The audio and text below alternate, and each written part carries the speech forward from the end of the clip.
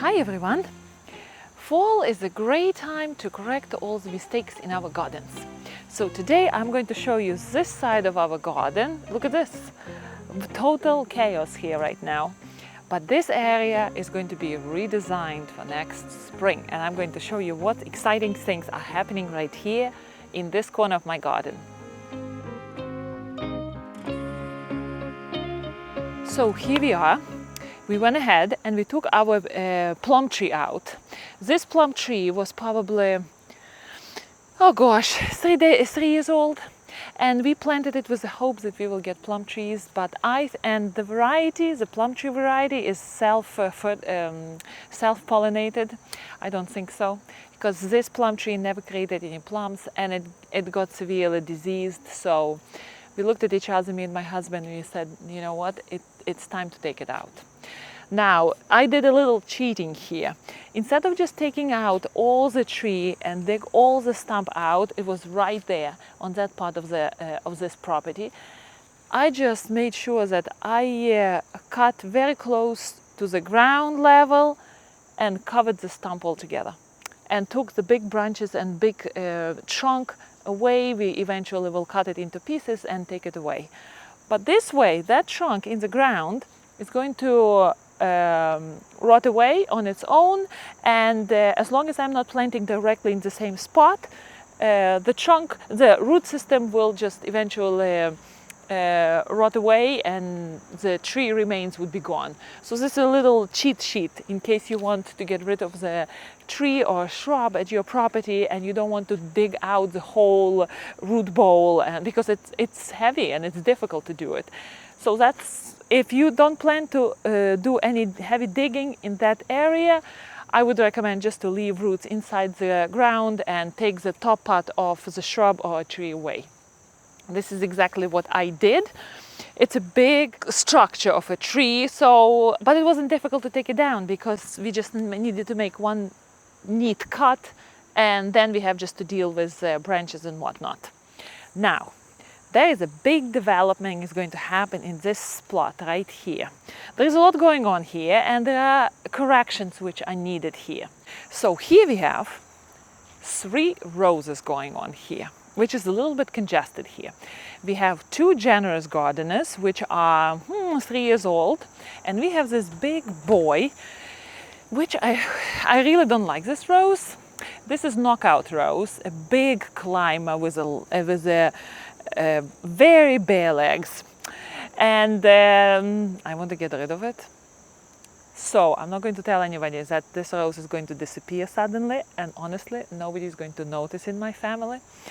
So the reason why I don't like this rose is not only because it is very bare, it has a very bare bottom, also it is disease prone, and it doesn't want to clean its flower heads. So when it finishes flowering, it looks something like this, which is highly unattractive and annoying to me. Plus the flower shape is not... I like these beautiful David Austin garden roses, very round cupped and very beautifully soft shaped.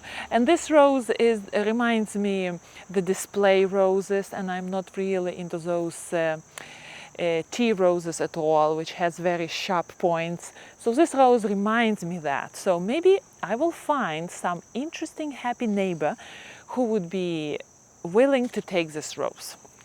I have one lady who is very interested in my roses. Maybe she would be happy to adopt this rose in her garden. But the plan is, we have this fence here. So we have 2 generous gardeners roses growing there, and generous gardener is a wonderful climber. David Austin says that it's a very disease-resistant rose. Indeed, I summed that statement up. Generous gardener is very disease resistant if it has good sunny location and all the needs are met. So what the plan is, I'm going to put this generous garden, 2 of these shrubs, I'm going to stretch them nicely on this beautiful fence here. The fence is a little bit low, so it's going to take me some time to train generous gardener on this fence here, and I have to be careful because generous gardener is a fairly big climber. So it will mature here. But the good thing is that I have the whole space here to spread generous gardener all the way around, and this area is very sunny. Now, next what's happening here is, in the middle here we have Shasta daisies. Unfortunately, I would need to remove the Shasta daisies to a different location in my garden because I want to plant the most magnificent, the most beautiful, bombastic area here with roses. And not only one rose, I want to buy 5 or 7 roses of the same variety and plant it here and train it and trim it as one big shrub. I think this is going to be magnificent here. And then combine it with maybe catmints or maybe some sort of other interesting annuals and perennials here. And I think it will look really exciting. Maybe some sort of a grass here at the back. Now when you look here at the back, just look at this. Here I planted last fall, I planted oak leaf hydrangea. And the plan for that oak leaf hydrangea is to take over all that area. Oak leaf hydrangea is a big shrub if it lives in favorable conditions. And the plan is to take away these black-eyed Susans and let oak leaf hydrangea totally take this area here and flourish in this spot. Now, why I decided on oak leaf hydrangea is because oak leaf hydrangea is native to North America. It's drought tolerant, disease resistant. So basically I don't need to do anything for that shrub to thrive there. And as you can see, it's kind of a back corner in our garden, which doesn't enjoy a lot of attention from me. So I kind of am happy that oak leaf hydrangea is doing very well there. Now, so that's it. I will let that shrub grow and develop and flourish, and maybe next year we will get white blooms from it. Although it's a young bush, we will see. So the plan is to get rid of, not to get rid of, I will share with my neighbors, black-eyed Susans, echinacea. I will keep this beautiful sedum, autumn fire. It's a good sedum here. Now here we have this what can I say? A garden thug, it's called. Lamb's ears. It just spreads ferociously and covers everything on its way. This spring I took some of it out, but it's still happy living here, enjoys sun and doesn't mind to push its neighbors away. So I have to control it really hard here. I will take some of it away. Maybe I will make a nice border with lamb's ears all the way here. I don't know yet. I have to figure out. It's exciting to design a new land, you know, especially if you design with roses. Now here we have this very sickish looking rose. I don't know even what the name of it is. We just bought it from, I think, supermarket somewhere, I don't know. So no matter what I do with it, it doesn't want to be healthy at all. So I wanted to take it away. My husband doesn't want it. So let it live. Next year, what I'm going to do, you see it has those heavy limbs. It became very old. I let it be very old and it just stopped producing flowers. So for the last 2 years, I was cutting by sections those old limbs, trying to rejuvenate it. And it happened, but the rose is very sickish looking. And I sprayed it. I think 3 times I sprayed it already. It's not as miserable and as during other years, but it's still quite miserable. And I don't want to spend my life spraying roses. So next year the plan is I will trim it really short.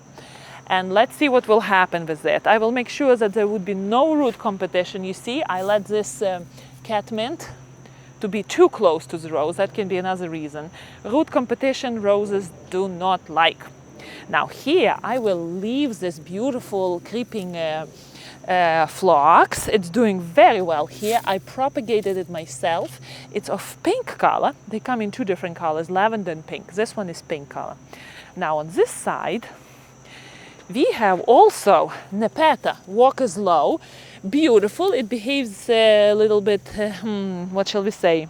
It looks a little bit like it had a bad hairdo day. But that's how it behaves in the fall. So I will try to trim it, give it a haircut, and it will go into the winter all right here. It likes this place here. I think the blue blossoms of Nepeta will look marvelous with any color of rose I'm going to put here. Now here we also have Nepeta there, and right there that's a bush, pink peonies grow there. And when I talk about, when I think about peonies, peonies blossom just 7 days a year? Such a short blossoming period in comparing to roses, especially repeat bloomers. Repeat bloomers, my rose, what's the name of it? Lady of Shalott, is still blooming. So a lot of different things are going to happen this fall on this plot of land. The good thing is when I know what I'm going to do with this land is to prepare the soil ahead of time.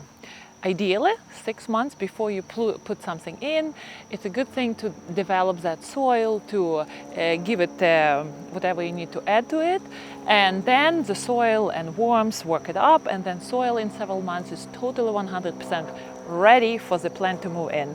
Of course, it's ideally, very often I basically never followed that rule. This is the first time I have a clear plan what I'm going to do with this land. So I'm going to put a lot of well-decomposed cow manure here, and I will make sure that this soil is going into winter already prepared to host beautiful roses for next spring. So that's it. This is it about this piece of land which I'm going to redesign here. I'm excited. It's going to be it's exciting to design a new thing in your garden, especially if, just imagine a beautiful rose, a big shrub. Well, it actually will be several roses together, but they will be trained as a big one shrub. It's going to look magnificent here. So here I am with sedum, which I did not plan to put in the pot inside the house. But when we were taking our tree down, I actually fell with that tree on top of sedum, so we broke several stems, and I'm going to bring it inside the house to enjoy our beautiful sedum blooms in the house. Happy gardening, and I will see you next time.